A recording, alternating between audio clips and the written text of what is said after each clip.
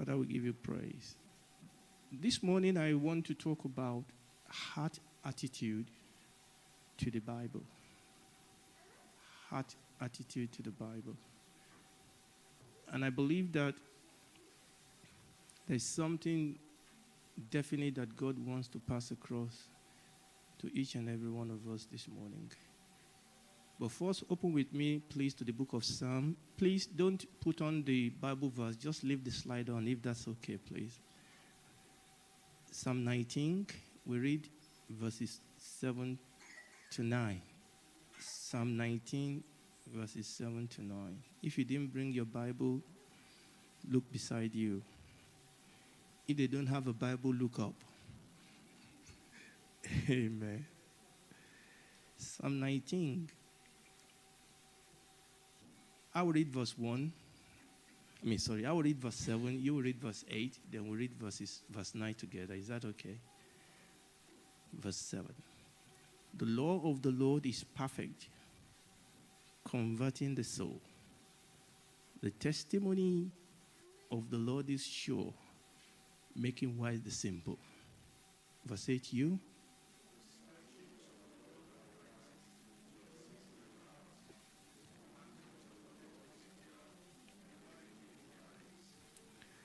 The fear, let's read it together, verse 9. The fear of the Lord is clean, enduring forever. The judgments of the Lord are true, and righteousness altogether. Praise the Lord. Now, before we go into heart attitude to the Bible, I just want to mention one or two things. The first thing is, before we start talking about our attitude to the Bible, I want to take the first few minutes to talk about the Bible. You've heard this common saying that our attitude determines our altitude. Our attitude to the Bible determines how we treat the Bible. Our attitude to the Bible determines what we receive out of it. And that is why, gently this morning, I just want to deal with that. But before we go into that, I want to look at the Bible itself. So the first thing I want to do is to look at the terms that are used for the Bible. Obviously, we start with the Bible. Now, the word Bible simply means book. Are you listening to me? That word, when you say, this is my Bible, what essentially you are saying is that this is my book. That's what Bible means. In the original Greek, it's a book or a roll. Now, it's a book, but it's a book that is peculiar. It's a book that is different. It's a book that is in a class of its own. But understand that it is first a book. Is someone listening to me? Right. Because sometimes some people come to the Bible and suddenly they read it as if it is not a book. So the Bible is a book. It is for reading. It is not for putting under the pillow. It is not for standing over it or throwing it as a stone. It is a book. Is someone listening to me? I know it is simple, but this is important. That if you don't read it, you can't understand it. Okay? It is a book. And because it's a book, please understand this because this is important. Even if this is all I can do today, that is fine. You see, that when you have a book, you have to ask yourself, what type of book is this? There are different rules that guide the way you read different books. You don't read a fiction like you will read a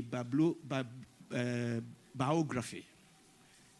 You don't read a prose like you will read a poem. You have to ask yourself, this book in my hand, what is the genre? In other words, what type of literature is this? It's a book, but it's a special book.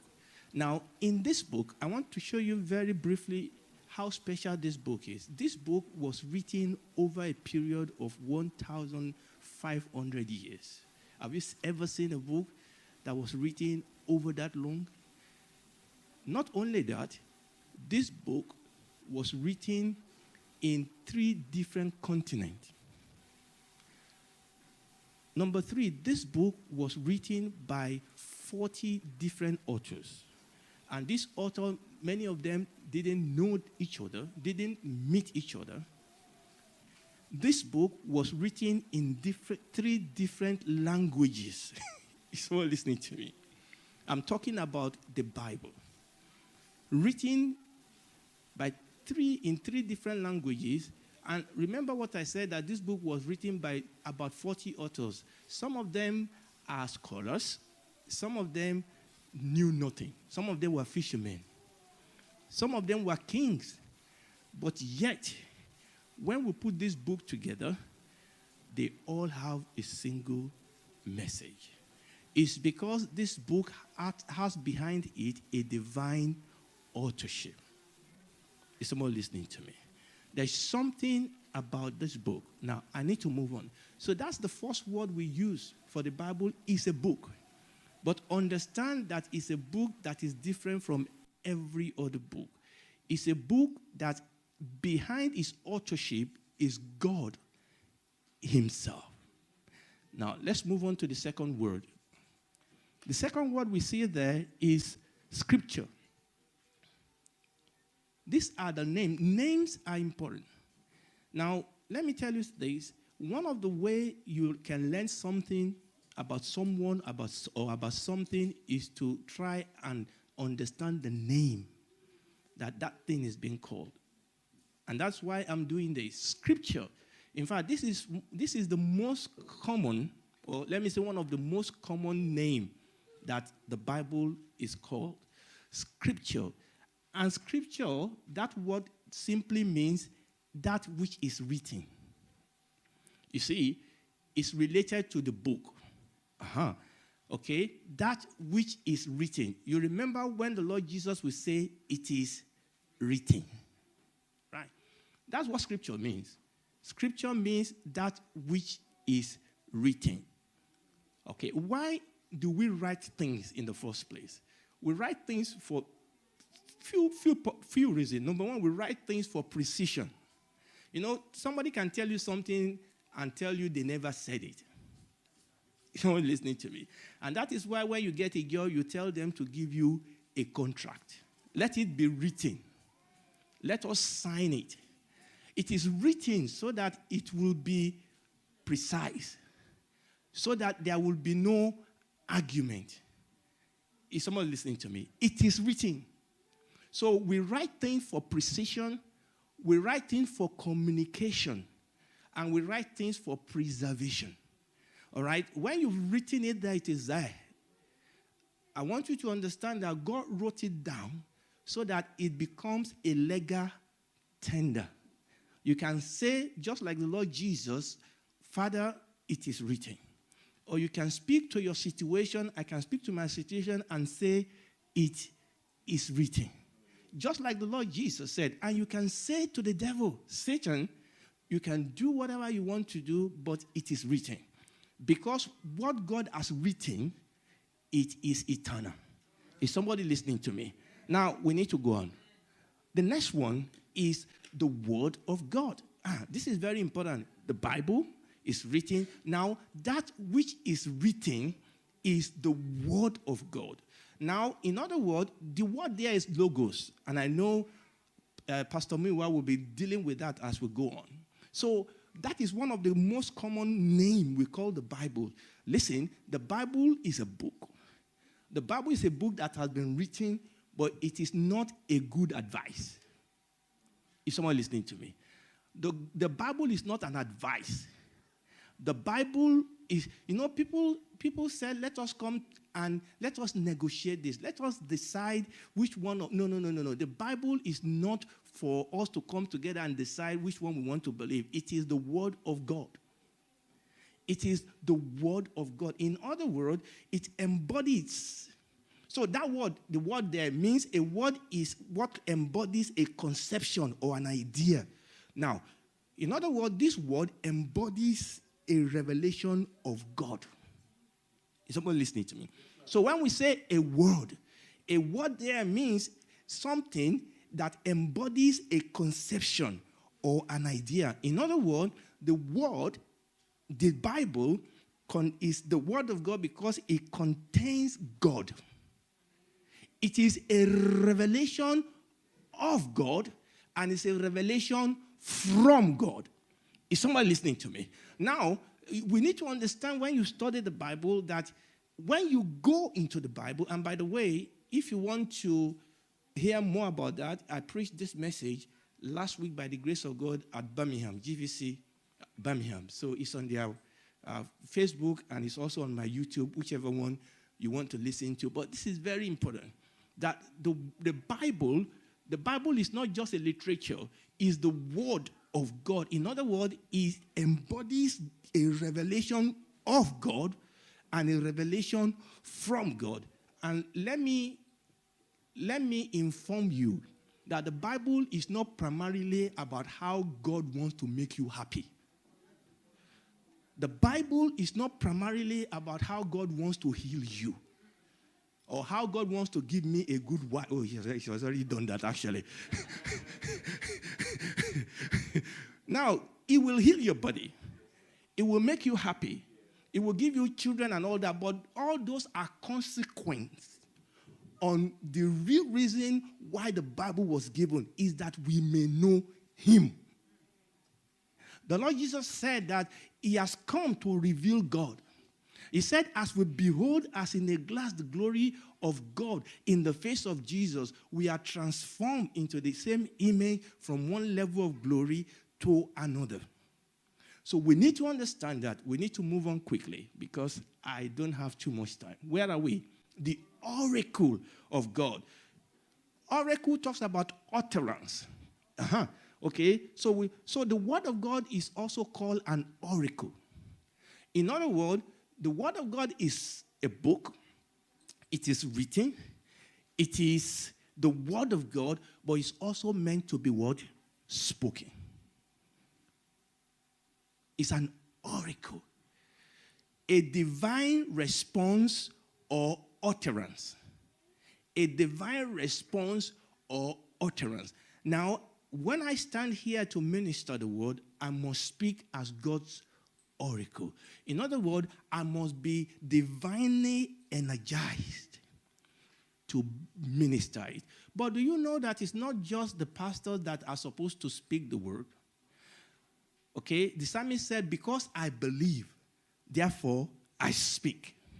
Now, you can speak the word of God. You must speak the word of God. Each and every one of us, we are God's oracle.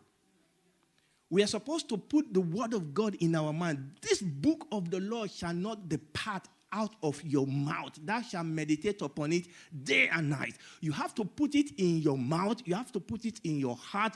And you have to speak it. Speak it to yourself.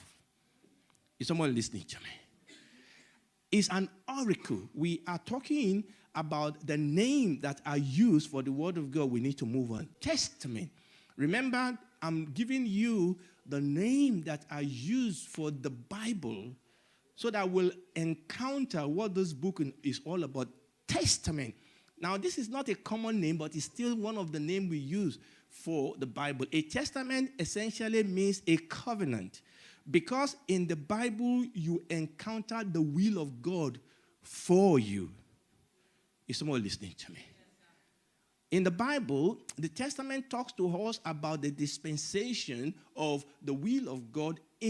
As recorded in the scripture, we have the Old Testament and we have the New Testament. And we have all the covenant. You see, one of the things, listen to me very well. One of the things we encounter when we read the Bible is that this God is a covenant-making and a covenant-keeping God. When God enters a relationship with you, he enters into a covenant with you. God always rectifies every relationship with a covenant. Or you can say that when God employs you, he gives you a contract. Is someone listening to me? Now, let me tell you something. Let me tell you the reason why God entered into a covenant with you. It's not because he's going to misuse you. It's not because it's going to take advantage of you. God gave you the covenant so that you can have surety, so that you can have faith, so that you can be settled in your heart that God, in other words, the covenant is for us. It's so that we can have faith. So this book that we call the Bible is a covenant book. Is someone listening to me? It's a book of covenant. In other words, God cannot break it. God will not break it. God knows the thought that he has towards us. So one of the things we realize that this Bible that we carry is a book of covenant. We have a covenant with God. And the New Testament, the new covenant, is a covenant that is based upon better promises that has been rectified and ratified by the blood of Jesus. Amen. We need to move on. It's called the law. You know, oftentimes the law, generally when we talk about the law, we are talking about, most of us think about the first book of Moses, which is true. Okay, but when you read the Bible, you will see that sometimes the Bible actually used the law, or even sometimes the law and the prophet, to actually talk about the complete Old Testament. Why is it called the law? Listen to me. It's called the law because it is the law. You know, there's no more explanation. It is law. When something is law, you don't negotiate. That is the law. You see, the very concept of law brings the concept of accountability and judgment. In other words, that word will bless us or will judge us. You see, the law is such that if you put yourself on the right side of the law will bless you. If you put yourself on the wrong side of the law, the Lord will judge you. The word of God is law. We cannot escape it. The Bible says that it's sharper than any two-edged sword. You know, we could deceive other people, but this word, I'm not talking about, this word is law. In other words, this word will judge me, will discern all the thought and intent. Have you watched, you know, when you watch court proceeding, you know some lawyers are smart. There are some people, there are some criminals that knows the lawyer. No, there are some lawyers that you know that if you've been caught with your hand in the cookie jar, there are some lawyers that can get you out.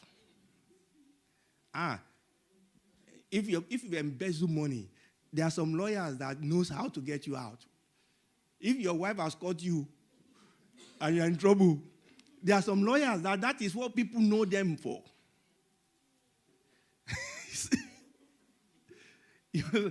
Let me tell you something.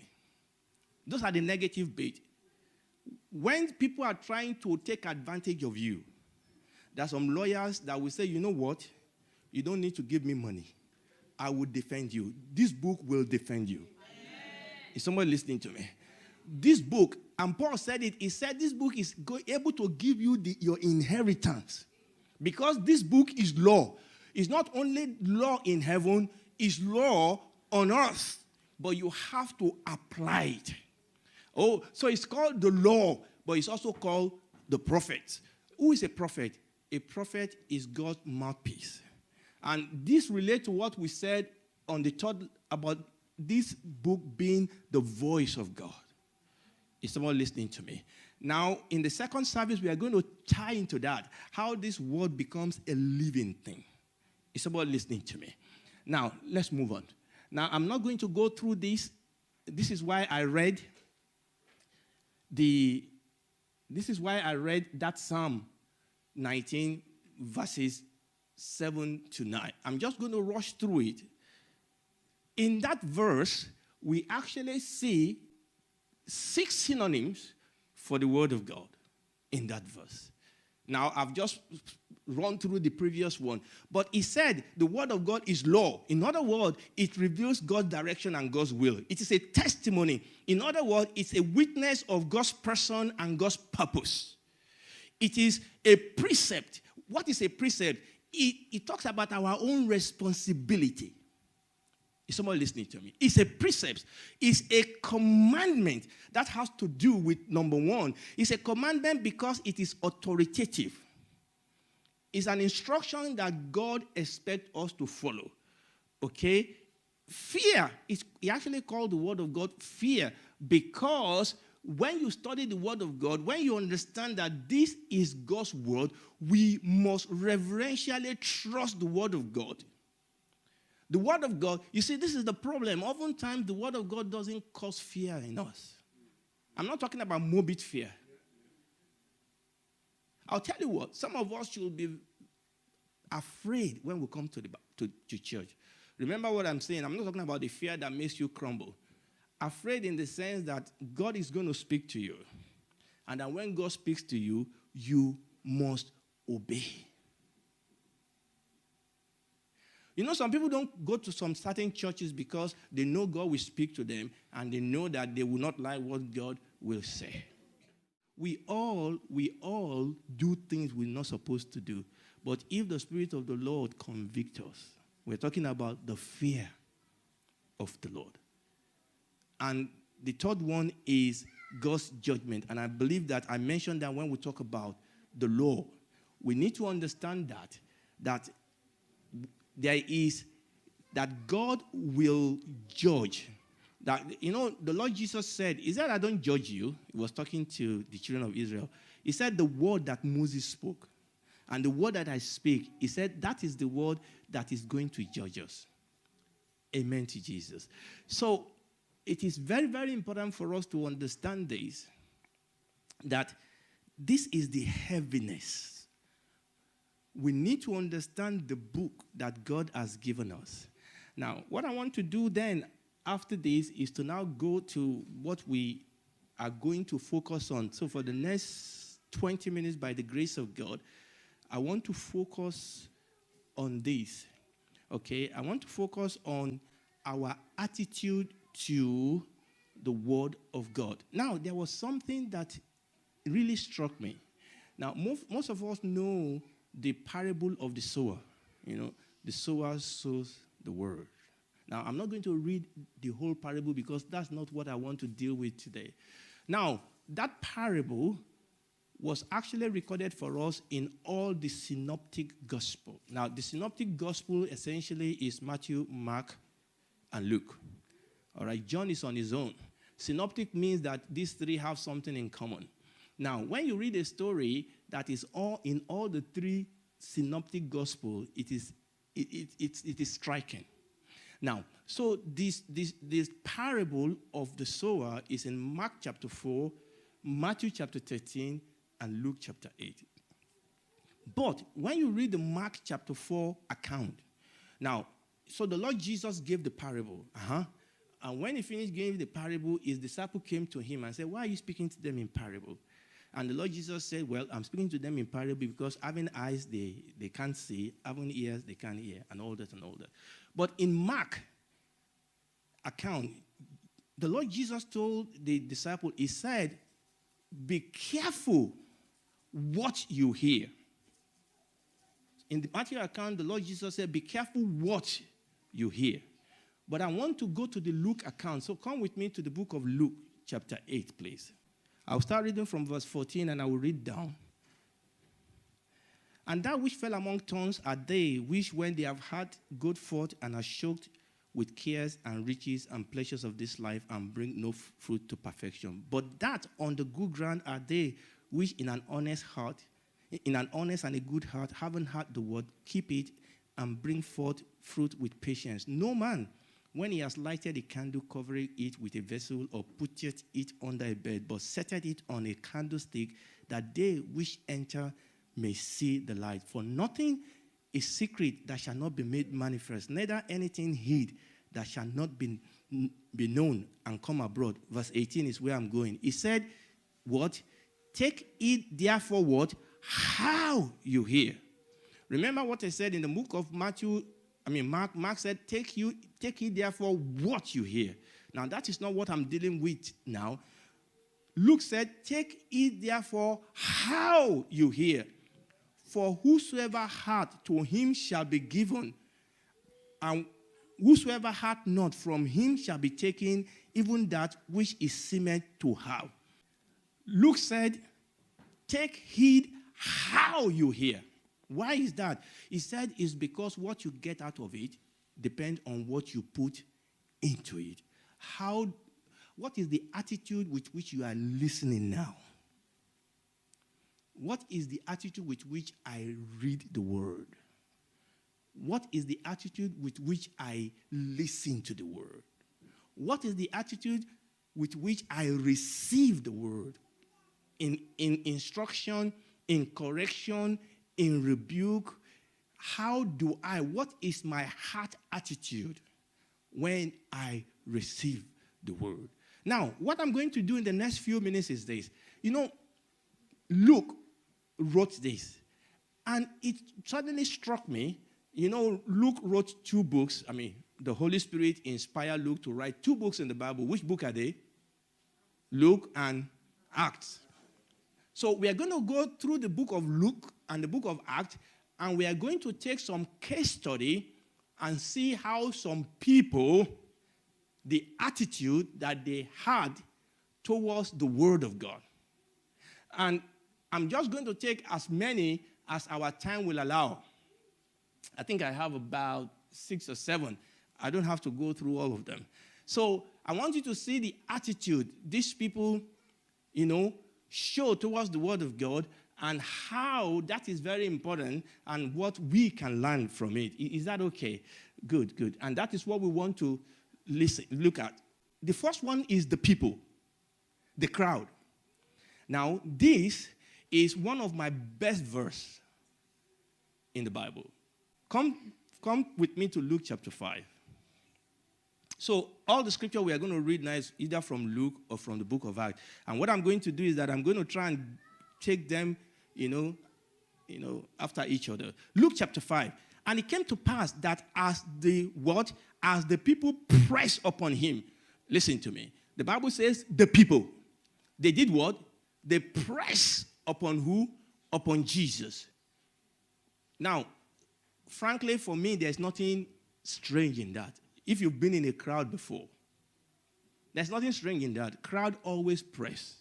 But the Bible says the people, the crowd, they started pressing. That is not strange. What was strange to me is what were they pressing for?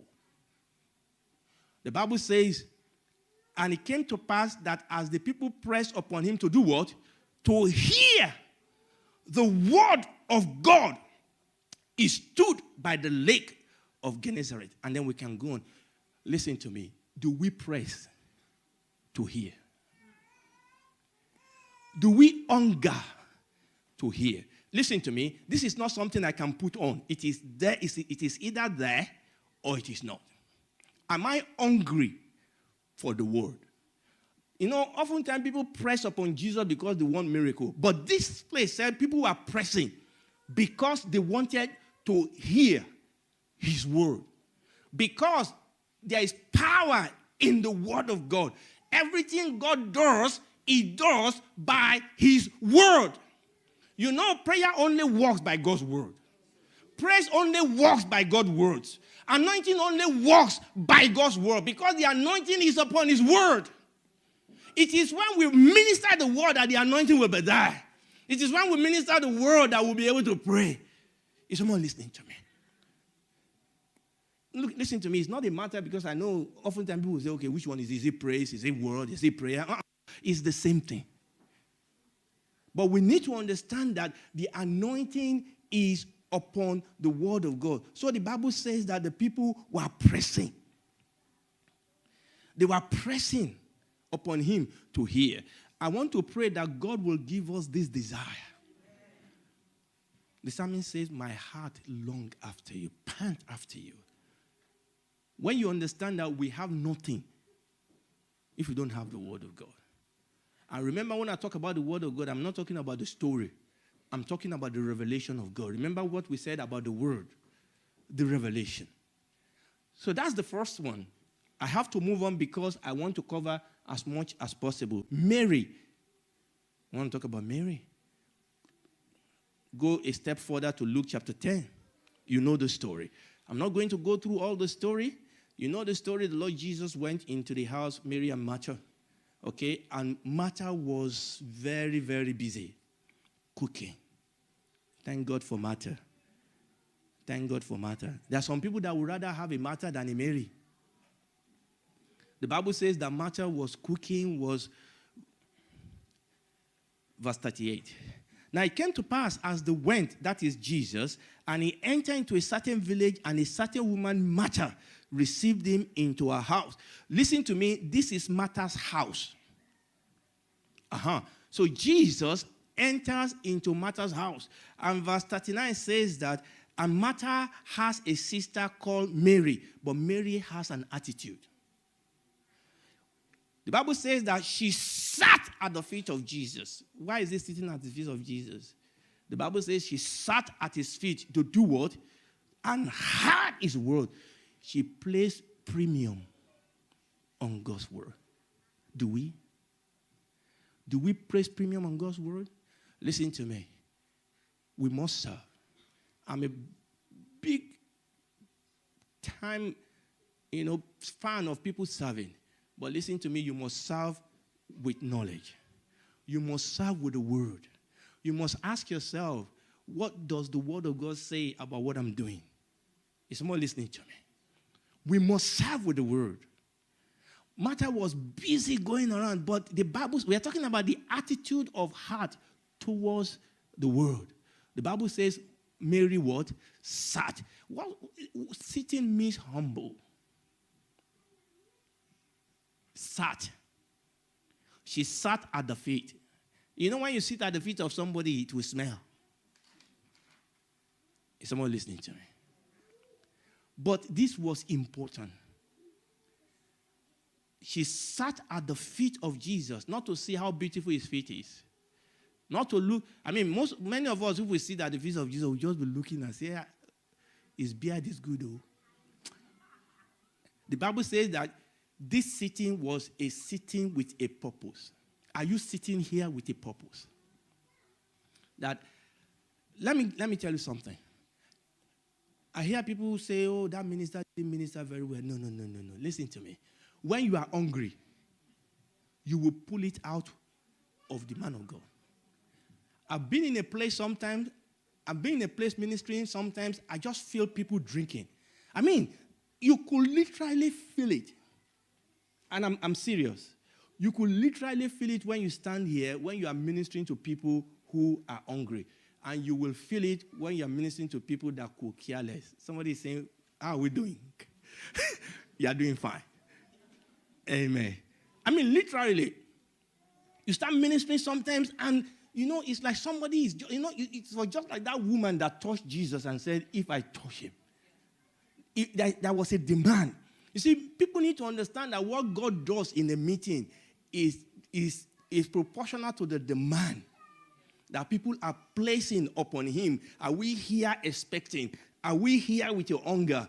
Are we here saying, God, I want to hear something from you. Give me a word. The Bible says that she sat. Verse 41, and Jesus answered, obviously, Martha was really, really, why is this woman, why is this girl wasting time? We have so much to do, and she's sitting to listen. For Martha, it was much more important to cook. And Jesus said, wait, Martha. And Jesus answered, verse 41, and said unto Martha, Martha, you are careful and troubled about many things, verse 42, but one thing is needful.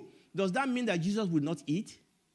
Jesus will eat, but we have to put priority upon God's word. And I'll say this here because I know this is a church where we do this. And I mean this. I find it as an insult that people will come and say, the time is gone. You're supposed to minister for 20 minutes. Can you minister for 5 minutes? If I go somewhere and they tell me that, I will minister for 5 minutes. But let me tell you something. Let everything else cease. Let us have the word. Let us have the word. Where somebody said, well, when we are singing, we are having the word. When we are testifying, that is true. But it is a different way. Everything else must take their bearing from the word. We must protect the word. And I will tell you another thing. We must protect the man of God. If the man of God is so distracted, and I'm going to say this here, that some of us, when we are sick, and Pastor Muiwa comes to you, you are not happy because senior pastor has not come. No, he needs to be waiting upon the Lord. He sent them to you. Is someone listening to me? He sent them to you. Let's protect him. Let him come and say, Pastor, don't come. Don't come. Pastor Moses has been here, Pastor. Pastor Muiwa has been here. They prayed and I believe God. Let's tell him, stay in God's presence. Receive from God. Because that's the most important thing. The Ethiopian eunuch, you know the story. I'm going to jump that. You know the story? He was riding, Philip joined him. Philip asked him a question. He said, do you understand what you are reading? At least, number one, this Ethiopian eunuch, number one, has an attitude of reading. He was reading in motion. There are some of us, we say, I don't have time to read the word. What do you mean? How long does it take you to drive from home to work? Put on an audio CD. When you are cooking, hear the word. Sing it. At least this man has an attitude of reading. He was reading the word. But unfortunately, he didn't understand what he was reading. And then a man of God came. But the attitude that I see there is that this man is hungry. He reads the word. And you must understand that this man was a well-placed man. And then he called Philip. Philip said, do you understand? He said, no, I don't. I really wish we have time to talk about this because this tells us how to approach the word. That when you read, you have to understand. And when we read that Luke chapter 8, he said they read, they understand, they retain it, it brings forth fruit. We must put ourselves in a situation where the Lord God reveal himself to us. That is the Ethiopian eunuch. Let's go to Cornelius. Acts chapter 10. Because I need to round up. Acts chapter 10. You know the story of Cornelius. Cornelius was a highly placed man. God told him to go and call Peter. There's something that Cornelius said. Verse 33. When Peter came, Cornelius called all his household, all his friends. He called them together, waiting for this fisherman from nowhere. And Cornelius said, immediately therefore I sent to thee, and thou hast well done that thou art come. Now therefore we all are here, what? Present before God. When you sit in the presence of the word of God, you are sitting in the presence of God. Now, the book, the letter is not God, but there is something inside. Is someone listening to me? Cornelius said, we are here, present before God, to do what? To hear all the things that God has commanded you. Cornelius said, look, we are ready. Tell us what God says and we will do it. We are here present before God. Not before you, not before senior pastor, not before mommy pastor, not before Pastor Muiwa. We are here in the presence of God. You tell us what God has commanded you to say. Don't look at our face. Don't look at our face. You tell us what God says. Don't embellish it. Don't water it down. Tell us what God has told you to do. No wonder when Peter started speaking, the Holy Spirit fell, because you have a heart that is ready, that is saying, whatever God says, I'm going to do. What about Lydia? You know the story of Lydia. The Bible says that Lydia was listening, and the Lord opened her heart. But she put herself in a place to listen. Let's move Move on. The Berean. What about the Berean church? The Bible says they were more noble than the Thessalonians. The Bible says they went back and they did what? They searched the scripture. They search it. There is a richness to God's word. There is an expansivity to God's word that we need to search it. There's a treasure of power, of life in God's word. We need to search it. We need to study it. We need to meditate upon it. Eutychus. Do you know this story? You know the story of Eutychus? The Bible says that Paul was ministering all night long.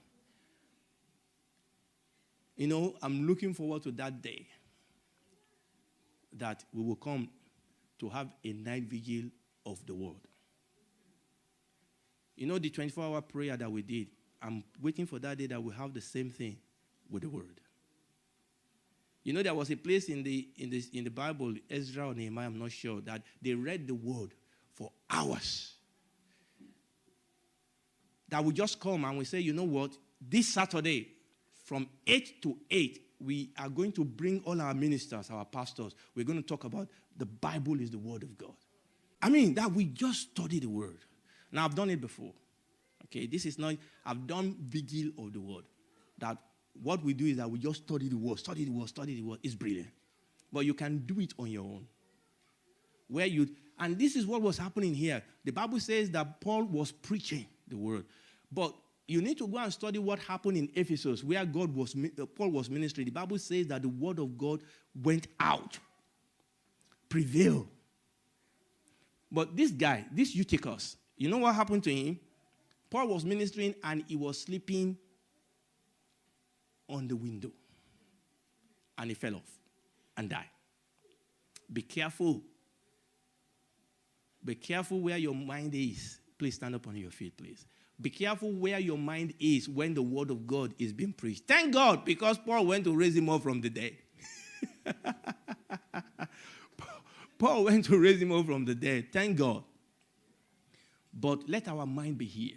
The Bible says that Eutychus was a young lad. The Bible says he was sitting on the window and he slept off. You see, don't sit on Facebook when you are hearing the word. Don't sit on WhatsApp. Now, this guy have to be on WhatsApp when we're here because at the administrator, there are things going on. When the man of God says, open to the book of Galatians, don't open to the book of Facebook. You may fall off. You will not fall off in Jesus' name. Amen. What do we do with the word of God? We are to desire it. We are to read it. We are to study it. We are to meditate it. We are to live by it. We are to use it, heed it. We are to rightly divide it, preach it, suffer for it, if needed, die for it. Let us pray. Father, we give you praise.